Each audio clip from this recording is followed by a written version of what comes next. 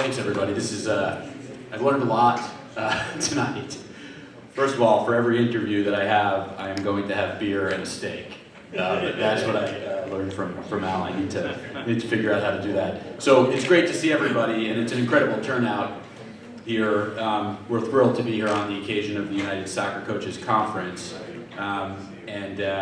And it's a special, really special evening. You look around the room, you can see the love, really the love, honoring our past, present, and future. I'm going to thank a few people, and I'm going to make sure to keep this short so you guys can be able to talk amongst each other and have some of the great food that we have.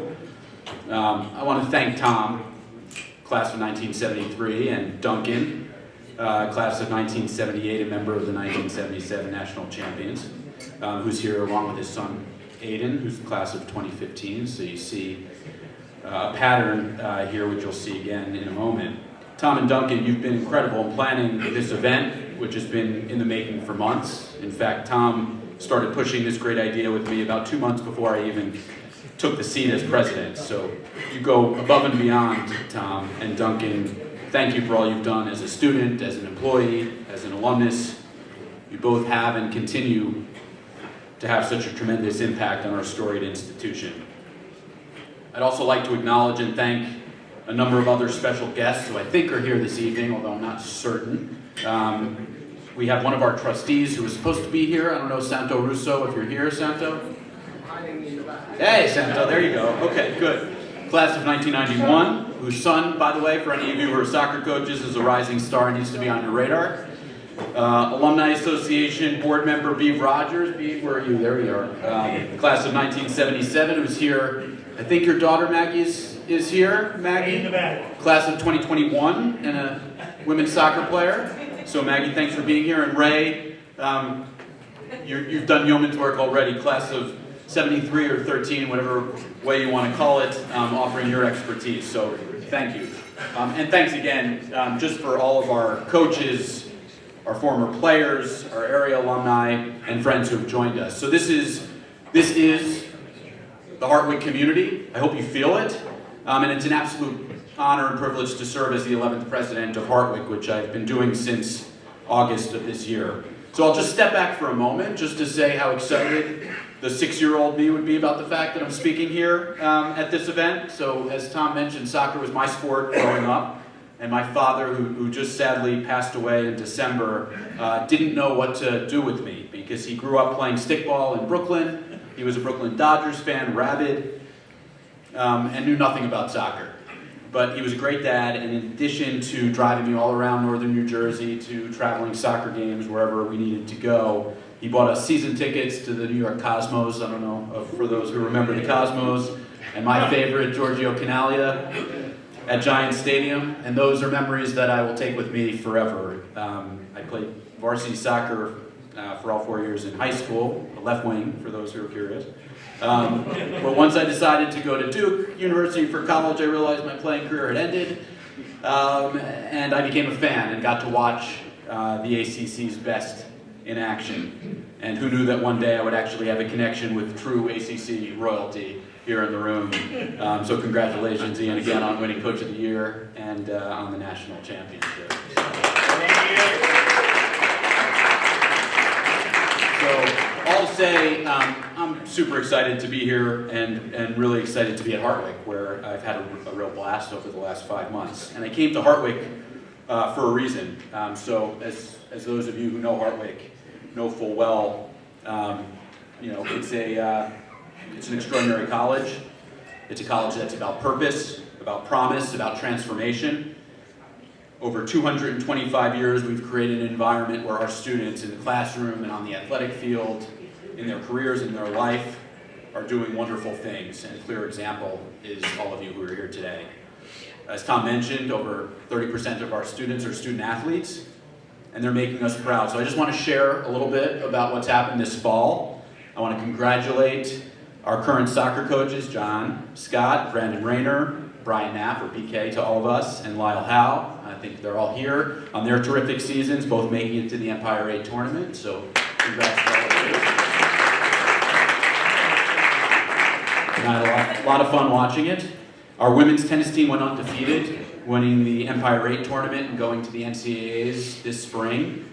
Our women's field hockey team won the Empire 8 tournament and went to the NCAAs, and our women's volleyball team played their hearts out, losing to St. John Fisher, boo, in the Empire 8 tournament. But our student athletes, and again, you guys are examples, not only perform well on the field or on the court, but also in the classroom. The athletes persist at a higher rate than our average students, and the network that they grow while at Hartwick welcomes them when they graduate. So that's why as we move forward, we plan to invest further in our athletic program.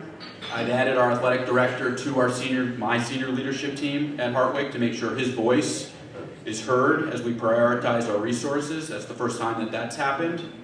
Among other things, we'll be looking to update and enhance our facilities and establish or resurrect new teams.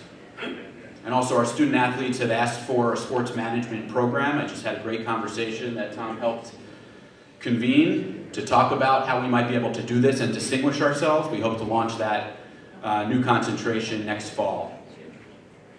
There's much more that's going on in Hartwick. After a 2-year hiatus, we've relaunched our signature J-term programs. Some of you, I imagine, went on these trips.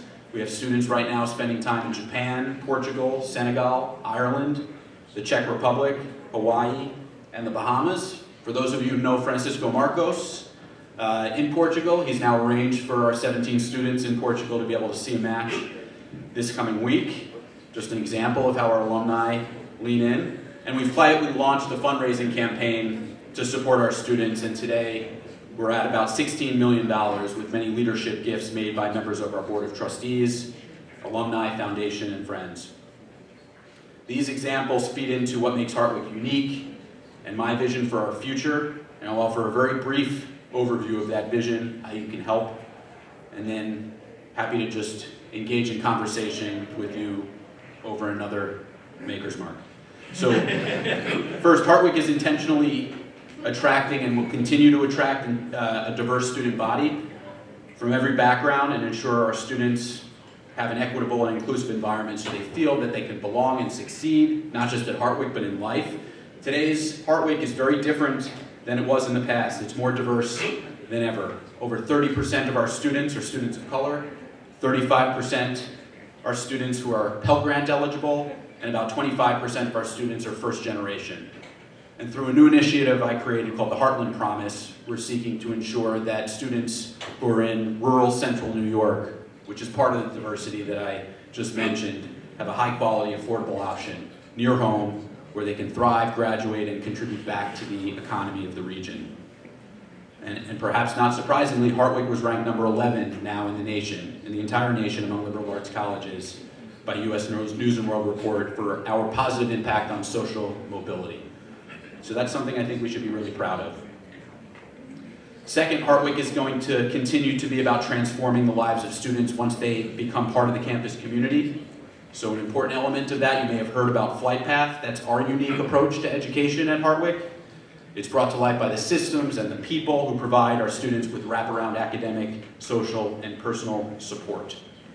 Third, Hartwick is and will continue to be about academic excellence.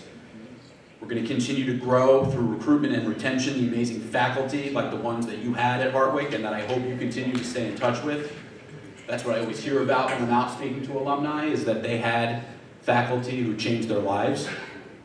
Fourth, we're going to continue providing this vibrant living and learning community. So a community of students, scholars, and staff where learning takes place across campus and beyond through distinctive relationships, athletics, creative opportunities.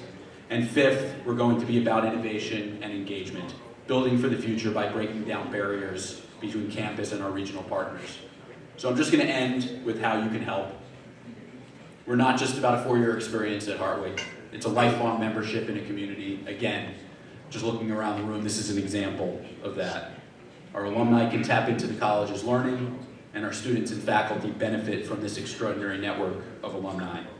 So please just engage as much as you're able to in our events. Come back to True Blue Weekend. We've already set it for September 24th, 2023. There's a soccer game that weekend. I hope all of you are back. There you go. Let me just say. I can retire now. Only on a soccer game. Within these four walls, there's no football game, there's a soccer game. I know so much. They're gonna have the fence. Yeah. But really, mentor if you can. I mean, you all have shown, you know, what a Hartwick education can mean in terms of careers. You've all gone on to do exciting things, whether in sports or otherwise. And it's really important that our students be able to see that, and that they have the opportunity to come and maybe intern, or you have a group of students that can come and just do an office visit. We love to arrange those, and we can help make sure that that happens without much burden to you. And last but not least, invest, if you can, in our future. So giving is about participation. It's making a difference for the students at Hartwick today. And it's giving those students the opportunity to have the same type of experience that you all had, and I hope really made a difference in your life. So again, I just want to thank you for coming here tonight. It's been an absolute pleasure to get to meet you. My hope is that we have the opportunity to get to know each other even better. Tom, Duncan, Ray, Sue, James, everybody else that helped to arrange for this event. I'm really so appreciative, and I hope you enjoy the rest of the evening, the conference, and the weekend. So thank you.